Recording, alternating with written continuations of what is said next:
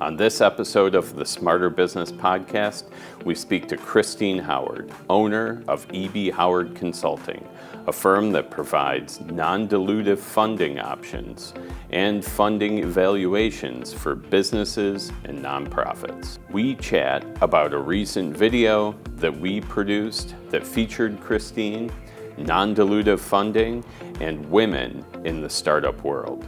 If you like what you hear, please subscribe wherever you're taking in this podcast and leave a comment. We're always looking for feedback, and your interaction can help people find this show. Okay, on this episode of the Smarter Business Podcast, we have Christine E.B. Howard. Christine, welcome. Hi, thank you for having me. I think we have a great show coming here today. Yeah. So first things first, I'll let you do an intro. What do you do? And what's your business all about? Yeah, I do all the things. No, it's E.B. Howard Consulting, and we are a full-service, non-dilutive development and evaluation company, and that's a lot to take in right there. So what we do, three things really, three services or products for our clients. We help them find funding. Non-dilutive funding, meaning they're not going to take equity out of their company or their program or their project to get that funding. The second thing we do is help them prepare for that funding, and that might mean proposal preparation or helping them with the documentation behind the scenes. And then the third thing is evaluation. So a lot of times when there are public dollars involved, the funder wants reporting on, did you do what you said you were going to do with the dollars? Sure.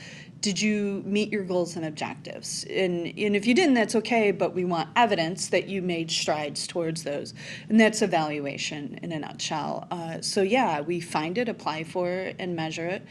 Our target audience tends to be STEM-based organizations, meaning they're trying to solve social, environmental, or just industrial problems that are going to benefit the community in some way, shape, or form. And it could be higher ed, could be K through 12, could be a nonprofit organization. But a lot of our clients are startups that are doing things from maybe they're working on cardiovascular technique, stroke treatment. Sure. Maybe it's cancer treatment. Maybe it's, real-time water contamination detections. Or maybe it's something in the Department of Defense sphere that's going to help with, after, there's been a conflict, helping with those type of, infrastructure development type things.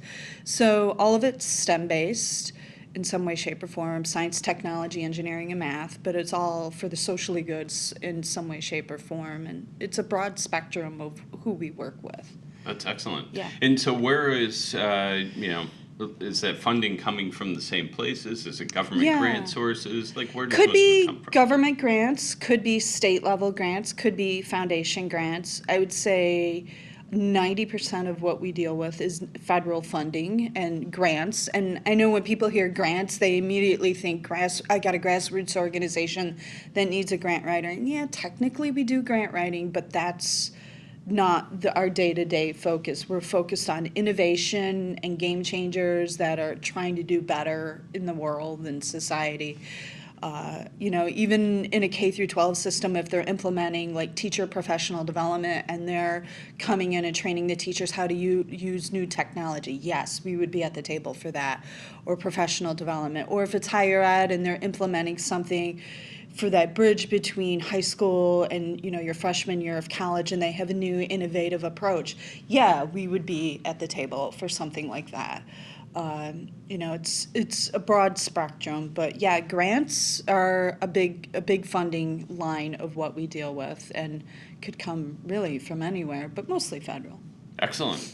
And one of the things I have in my notes that we were going to talk about is why non-dilutive funding might Yeah. be important to companies, right? Yeah, so non-dilutive funding, so there's dilutive and non-dilutive. Dilutive means they're going to take a percentage or a stake in the company, and that's typically, you hear angel investors, venture capital firms. They want a percentage of the company for a large sum of money to help propel you into commercialization and help get the product out the door. But non-dilutive helps with a little bit more of the R&D realm and does not take a percentage of the company. It allows you to demonstrate proof of concept. It allows you to just demonstrate impact and outcomes and have proof that when you do decide to go to the non-dilutive or the dilutive realm, you have some evidence behind you and you have scientific, measurable evidence behind you that what you do works or maybe needs tweaking in some way, shape, or form. And we like that realm. We're not in any way, shape, or form certified to be handling venture cap. Although, and I will say, we do know angel investors and we know venture cap firms, and sometimes our clients are in a position that they're ready to have an introduction, and we can make introductions, but we by no means are lawyers in any capacity. We're not in the business of negotiating those terms. Sure. But we can make an introduction, and then they can see where it goes from there. It's probably great to have some of those connections for that next step for folks. Yeah, and they come to us. Sometimes VCs and angels come to us and say, "Hey, we need non-dilutive funding because we want to demonstrate some outcomes to get to like the first major round of funding, Series A funding." I'm like, okay, they want to get. That's excellent, and that seems. I mean, that's a no-brainer, right? You Right. don't give it away before you know whether it's going to work or Right, not, I right, guess. So, right. yeah. That's excellent. Yeah. All right. Well, I think we've covered your business a bit, and do you Yeah. want to give, how can people find you, or what's the best So way? yeah, the best way to find me, ebhoward.com. That's E as in Edward, B as in boy, howard.com. You can always find me. If you can find Christine E.B. Howard online, you can find me. So that's pretty straightforward. Personal branding. Branded all the way through on all social media platforms online. So if you can find that, you can find the company, ebhoward.com. It's pretty straightforward. Is there anything else? I think that's it. Yeah. Good cover. Yeah. All right. I think, very interesting and very useful kind of piece of that startup journey, right? I should mention we are a certified women-owned business in New York State and at the federal level. So if someone needs to meet some type of contractual obligations, we certainly can help meet those obligations. Yeah, So. and federal, I knew you had one or maybe both of those certifications. but Yep, that's federal great. and state, Federal and in and New state. York City too. Okay. So, yeah. Perfect. We're going to change gears a little bit here, and we're going to start talking a little bit of video Sure. stuff, right? Last time that we kind of just organically ran into each other, we were shooting a video for Uniland Development, and Christine was nice enough to come on camera for us, and it was a bit of a mystery. We couldn't quite tell you what was going on. We just asked you a couple of Pop questions quiz, and threw you in there, right? So Yeah. you did great there. Thank you for doing Yeah. that for us. And it was a bit of a run and gun type of shoot. Yeah. So I don't know. Thank you for doing it. How was the experience? Did Great you feel experience. I'm glad it was useful and we could contribute to what you were producing. And good experience for us. Have you tried video in any other capacity for We your business or are marketing? starting to do informational videos about specific funding lines, more like a how-to. Sure. Doesn't necessarily include my image, but definitely includes my voice about specific funding lines, specific best practices, and that sort of thing. And we're just starting to curate that now. Our goal within 2020 is to have continuous video streams on YouTube. So Excellent. if you can find E.B. Howard, you can find E.B. Howard on YouTube. Subscribe to the channel. Subscribe to it, yeah. So is that a screen capture with you doing a VO then? Yep, or? Okay. yep. So it's, whenever I feel that there's content worth talking about, I try to keep it to 2 minutes or less because I know sometimes with the how-to videos, if you go really long with the how-tos, people get lost in it. So I try to keep it to about 2 minutes or so of just quick tips, tricks, things you need to be aware of when you're applying for funding, things you need to be aware of for positioning. things that funders are going to want to see from you, what their expectations are going to be. We spend a lot of time coaching our clients before they even go for non-dilutive funding, getting themselves in order behind the scenes so that way it makes the process easier, so that way they can get their funding, so that eventually VC will give them considerations. Yeah. So yeah. That's excellent. How many of those videos do you have out? I think I have 4 or 5, no more than 6 for Okay. sure, right now. Right. And one of them is getting a little bit of traction. It's on how to collect letters of support for federal funding. So, surprisingly, that's an interesting topic. So, That's yeah. great. Are Yeah. you doing any other type of video? If you did mention early on that you like being on podcasts whenever I available? can get on someone's podcast, I will. Yours, for Sure. example. So, yeah, I take advantage of the local podcast scene, and if I can get on it, if someone wants to have me on, I'm happy to talk about funding. I'm happy to talk about women and the tech scene and their accessibility to funding. I love talking about that. I like talking about data and just how it plays into funding. Sure.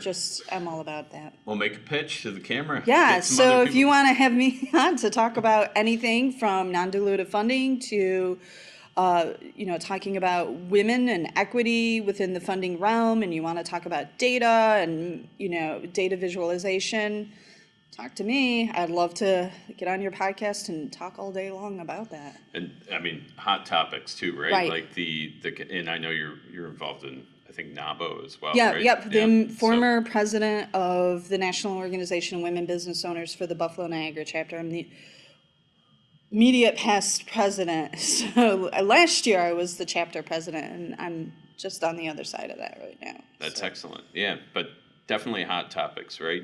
Kind of Equity for women, yeah. equity for women in business, and then women in tech specifically. Speak to both of those. Yeah. Together. I've heard stories. A good percentage of our clients are women-owned businesses, and they're innovators and game changers. And, I've heard nightmare stories about pitching to VCs and the comments and the questions that they hear. And they seem innocent on the surface, but, Right. Things like, my wife would like your shoes, or, maybe it's a female-focused product and the room's full of men and they don't quite understand how it would apply to the market because the product doesn't apply to them, it applies to women.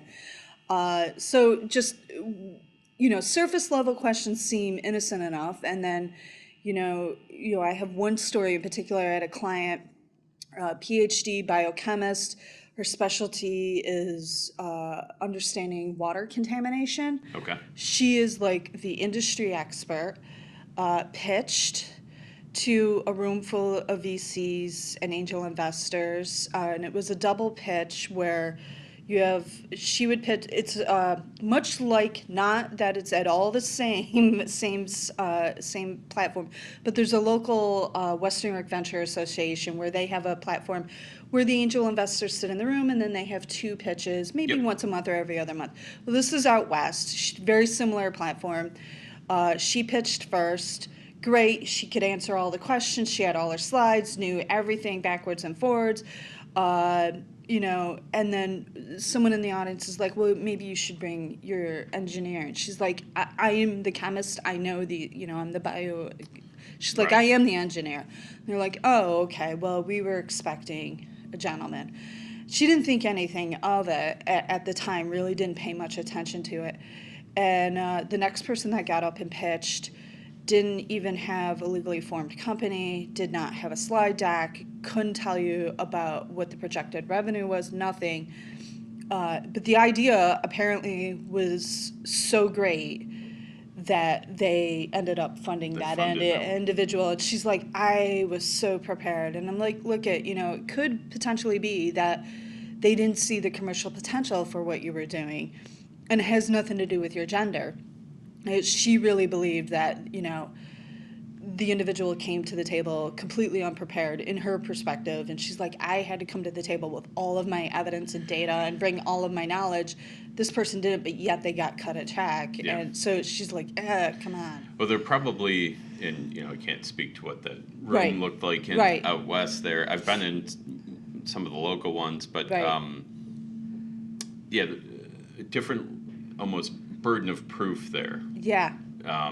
When you're So I mean, from her perspective, she felt like, she's like, come on, but some of the questions she got afterwards, she's like, yeah, they seem innocent enough on the surface, but deep down inside, there's some deep bias or just misunderstanding or misperceptions. So, yeah. So, and that's one of the stories I have, but there's so many more like that. And some of them are more overt, like just plainly overt. That one is kind of like, well, it could be because of your product, or it could be because they didn't see the potential for that product, not because you were prepared and they weren't, and they were funding the guy. And like, there's a gray area there. Right. Could be a couple of things, but when it happens over and over and over again, you start to wonder. Right? Yeah. So we're going to move on to the one question that we ask everybody who does this podcast, right? And that is, what is one thing that you have done or something maybe you've done for a client that you feel like makes your business smarter? I have so many things, and you that's said the I could challenge. only Yes. pick one. Pick one. So my number one thing is there's a calendar platform called Calendly, and there's plenty of other platforms out there that do something very similar. But what I have found is it integrates into your calendar, and you just send the link out. So when you're going back, when you're having that, hey, when are you available? And you, instead of having that back and forth email conversation, no, I'm at this time, no, I'm at this time, just send them the link, and they can pick from your calendar when you're available, and they just schedule it. And there's a couple of questions you can plug in there, like, how do you want me to contact you? What's the purpose of our meeting? And some, it'll do some text reminders if you want it. It's really nice. But it removes that back and forth. It could be 4 emails long by the time you're done of, well, when are you available? No, when are you available? Can we talk? When you talk, that sort of thing. I found that is so much easier. I hand that off to clients 99% of the time. Like, here you go, just pick out a time, that works best for you. And if you really don't see something on there, let me know. And 99% of the time, there's availability and someone will pick something that works for them. And they even come back to me like, hey, I didn't even know this platform existed. As a matter of fact, I was telling my brother-in-law, who is a dean at his university, he's like, I didn't even know this existed. He's like, this would be great use for, dealing with students and other faculty. I'm like, yeah, take it, run with it, use it. Yes. It'll tie into Outlook, use it. Yeah. Well, that's, and I have a subscription to that software as well. Yeah. I've like, well, and it made me think of two things. So, number one, Calendly, I love it. Like, it works really well for getting those meetings set up. Have you ever had somebody, seem kind of put off by the, like, here, sign up at this link? I get a little bit of that once in a blue moon, so I said 99% of the time. Exactly. I get the, there's no time available, or it didn't put it on my calendar, and I would say, like I said, 99% of the time people get it. They understand how technology works. Typically, that 1% is someone who doesn't use a calendar as part of their scheduling and doesn't maintain an online calendar. They tend to be not so technology focused, or tend to not utilize technology so much. And that's why I say 1%. 90% of like I said, 99% of the time, most people get it. They use it. And I'm like, we could spend all day going back and forth. Just pick out a time. It'll be easier, and you can look at your calendar, and it'll send you a calendar invite. But like I said, there's a 1% of that. Yeah, and that's, and you always want to bring up the potential down. But I agree. I use it. I like it quite a bit. And then the other piece that we talked about before kind of we started recording here that I wanted to bring up was, even if you don't use that software, right? I brought up, there's the book Deep Work by Cam Newport, that he talks about, putting in the effort in like that email instead of like, when are you available? When are you available? Here are my Like 5 days and here times. Are some times. Right. Take the time to put it all in there, and you can get halfway to. It removes the bottleneck, Yeah. and I've heard it referred to as it's a trap, because if you say, well, when are you available, you're leaving it to that person to decide. They may not respond to you. There's all the variables that they could not respond to you. They come back with something crazy. And it's better to say, look, here are my times. Pick from this menu option. And then they're forced to pick something. Even if you're not using a scheduling platform, it removes that, well, I told them I was available. Well, no, you need to close that loop and get them scheduled. Makes it a lot more definitive. Yeah. For sure. Yeah. For sure. Well, that's an awesome one, and Yeah. I like Calendly, so Yeah, I'm and I have on your so side. many more. Yes, Yeah. yes. Well, good thing then, Yeah. because we do have the way we close every one of these episodes, and I always tie it back to the way that we perform interviews, is we like to have that open-ended question at the end. And the reason for that is usually having a conversation with something kind of knocks something loose, where somebody has something that they want to add. So, I don't know. Does any of the conversation that we have, does that like bring something up that you feel like you want to add to this Yes, conversation? so there's one last tip for Sure. people. I can't stress this enough. If you have a meeting, so say you use Calendly, yay! Someone schedules a meeting with you and you have it, yay! Send a follow-up email with what you talked about and what your deliverables are. And that is probably, if you're not repeating what those deliverables are in the phone conversation, at the very least send an email and say, hey, this is what we talked about. We talked about A, B, C, blah, blah, blah.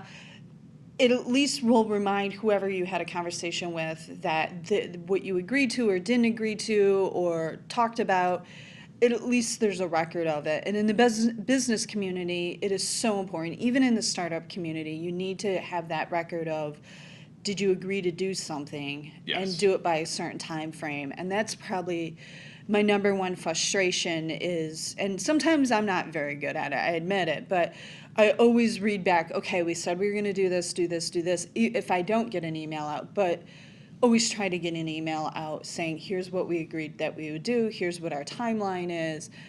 I do it with all of my staff as well. I'm like, okay, here's your assignment. It ends up in the platform. I make sure it's in the platform, and so that they know, hey, this was part of our phone conversation. You're going to do this. Yeah. It's just a way of following up and making sure and rounding out that process. Absolutely, because when you have that record, yeah, there's less chance of misunderstanding about something getting done. I'm also a big advocate for time blocking as well. So if you only take meetings on certain days at certain times, you use that other time to focus on certain other projects and that sort of thing. So rather than Absolutely. letting people have free reign over your calendar, control it a little bit. And it's very easy to do in Calendly. It right? is, yeah. So Calendly will help you with that. my setup with Calendly, I've gotten a little out of the habit of using it, but I had a VIP booking calendar where like existing clients or really kind of promising prospects could book all over my calendar, and then folks who I was having first contact with or maybe was a little less established would be put on specific days things. of the week, Yeah. so that it wouldn't eat my whole week up. Yeah, so I do something similar. I have like an initial consult call, but then I also offer open office hours where it's not tied to sales. It's just Q&A. Sure. Maybe you're not interested in my services, but you need to pick my brain for whatever. And that's a contained time. Initial consult calls are contained. But then I have a series of other scheduled time blocks, like 30 minutes for clients only, 60 minutes for clients only. And it's clearly specified that you have to be a client to do this. Right. And if someone schedules that and they're not a client, unless I gave them specific permission to schedule that, I'll come right back to them and be like, you're not an existing client. I need you to use the initial consult call. And I've only run into that one instance, and it was like, well, I couldn't find a time. And I'm like, I'm sorry, I have to have you in this time block. Yeah. Well, that's a conversation you want to have early, right? Yeah. Anyway, so. Well, and it's interesting you bring up open office. I'm just going to, one last piece, I guess. So, are you on the open office, the startup community, Yep, right? Put I'm on together there. the one. I'm on All there right. with like Open 40 office other hours, yeah. advisors and consultants. We give our time, and everyone has, if you can get to, I forgot what the exact web address is, but maybe we can put Yeah, a we'll link put in it there. up on the screen here. But you can schedule if you need to pick their brain. It's not a sales call. You're not pitching. They're not pitching to you. It's just you need advice. You need to bounce ideas off of them. And it's everything from lawyers to startup winners like Yep. Circuit Clinical. I think the owner of Circuit Clinical's in there. There's all sorts of different industries that are in there. I'm in there. Yep. Where you can just, I need to talk to this person about funding. I need to talk to someone about IP. I need to talk to someone about hiring employees. 15 minutes to 30 minutes free of time just to bounce ideas. Some of it's in person, some of it's consult calls. Like mine are only consult calls. Some people do a mix. It depends on what you need. But I recommend it if you need just 15 minutes of time to bounce ideas off of somebody. It's worth it. Oh yeah, and there's some great names on the list. Oh yeah, and, some it's a some of the cool best from system. Buffalo are on there. Excellent. So I think we'll leave it at that. That's it's been great to have you Yay. on. Thank you you for so having me. much for Yeah. taking the time and filling us in on what you're Yay! doing. Thank you for having me. Yeah, Thanks. thank you. Okay, that wraps up this episode. Check out Christine's website at ebhoward.com. And thanks for checking out this podcast. Subscribe and comment on this episode to help us grow our audience.